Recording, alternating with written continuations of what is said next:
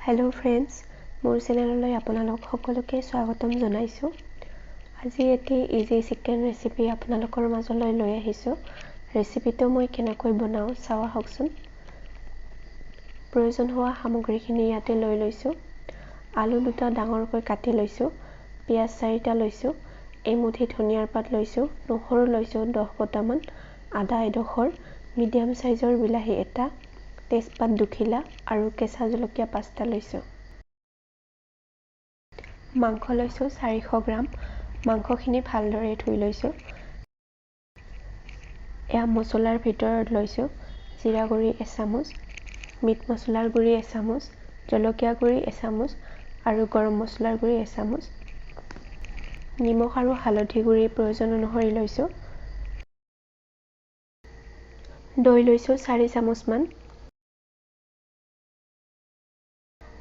মিঠাতেল লৈছোঁ 5-6 চামুচমান।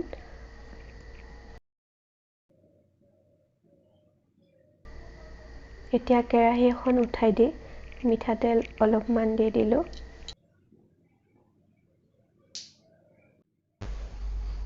তেলখিনি গৰম হোৱাত সৰু সৰুকৈ কাটি ৰখা পিঁয়াজ, আদা, নহৰু, জলকীয়া আৰু বিলাহী এই আটাইখিনি কেৰাহীত দি দিলোঁ।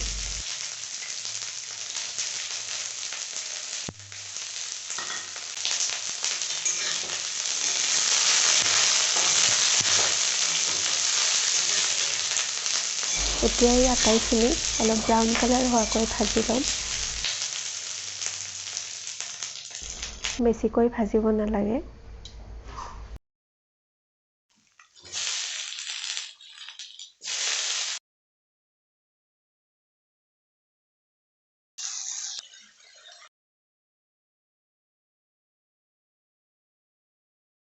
এইখিনি এতিয়া নমাই লৈ অলপ ঠাণ্ডা হোৱাৰ পিছত মিক্সিত গ্ৰাইণ্ড কৰি ল'ম।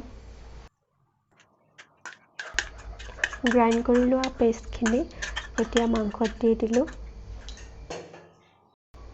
মিঠাতেল 1 চামুচ দিলোঁ।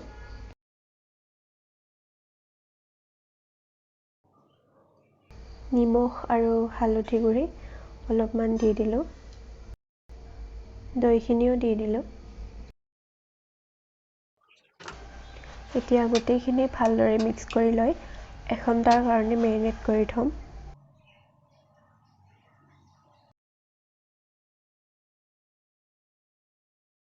শুকান মছলাখিনি জিৰা গুড়ি, মিট মছলা, গৰম মছলা আৰু জলকীয়াৰ গুড়ি আটাইখিনি বাটি এটাত লৈ অলপমান পানী দি মিক্স কৰি ল'ম।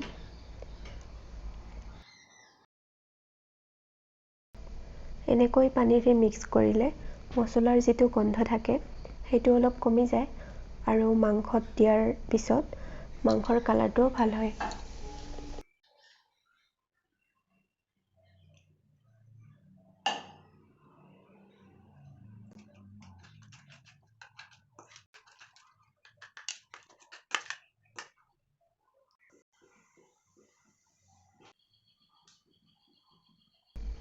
এতিয়া কেৰাহীখন উঠাই দি তেল অলপ দি দিলোঁ। তেলখিনি গৰম হৈ গৈছে। এতিয়া আলুখিনি দি ৰঙচুৱা হোৱাকৈ ফ্ৰাই কৰি ল'ম।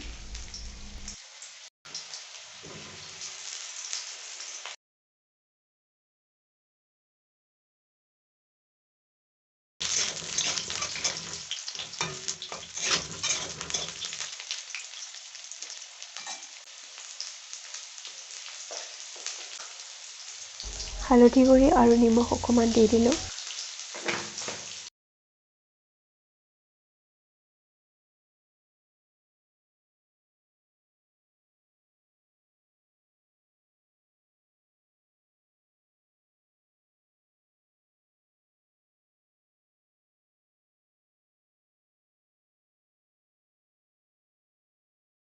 সেই একেটা কেৰাহীতে আৰু অলপমান তেল দি দিলোঁ।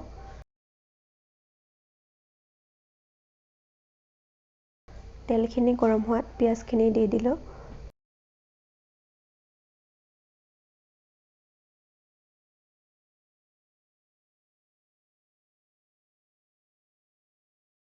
তেজপাত 2 খিলা দিলোঁ। পিঁয়াজখিনি ব্ৰাউন কালাৰ হোৱাকৈ অলপ ভাজি ল'ম।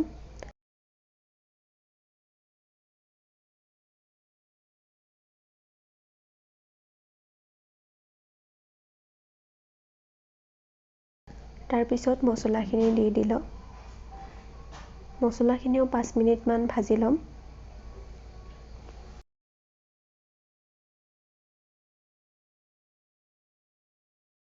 মছলাখিনিৰ পৰা তেলটো ছেপাৰেট হ'ব ধৰিছে। এইখিনি সময়তে অলপমান পানী দি মছলাখিনি 2 মিনিটমান ভাজি ল'লোঁ।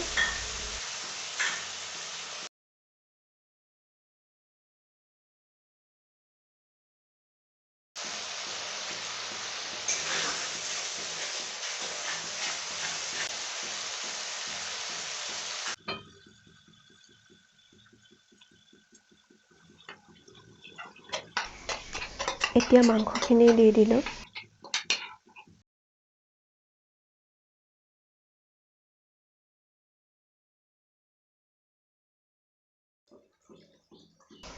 যিহেতু মেৰিনেট কৰোঁতে নিমখ আৰু হালধি গুড়ি দিয়া হৈছিলে, সেইবাবে এতিয়া অলপ কমকৈ নিমখ আৰু হালধি গুড়ি দিছোঁ। আপোনালোকে সোৱাদ অনুসৰি দিব।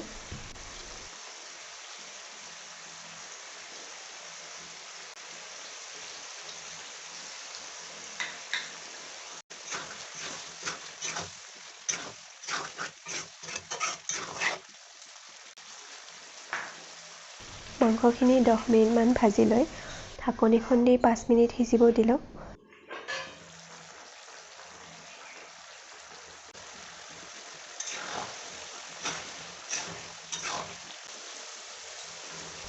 এতিয়া ফ্ৰাই কৰি লোৱা আলুখিনিও দি দিলোঁ।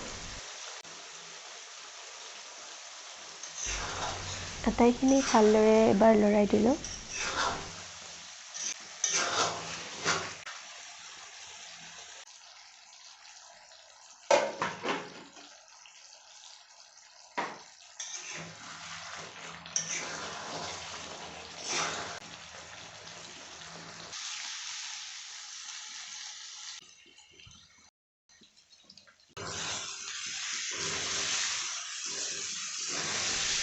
মাংসখিনি ভজা হৈয়ে গ'ল।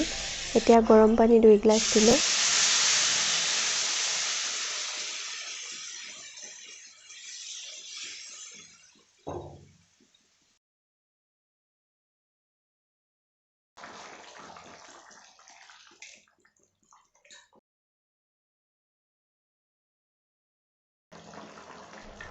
কেঁচা জলকীয়া 4টা দি দিলোঁ।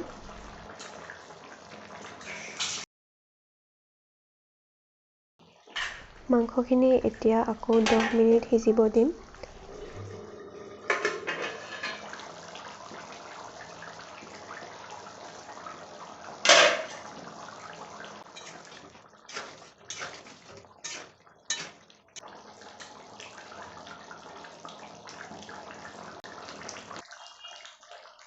এয়া মাংসৰ আঞ্জা হৈয়ে গ'ল। এতিয়া কাটি থোৱা ধনিয়াৰ পাতখিনি দি দিলোঁ।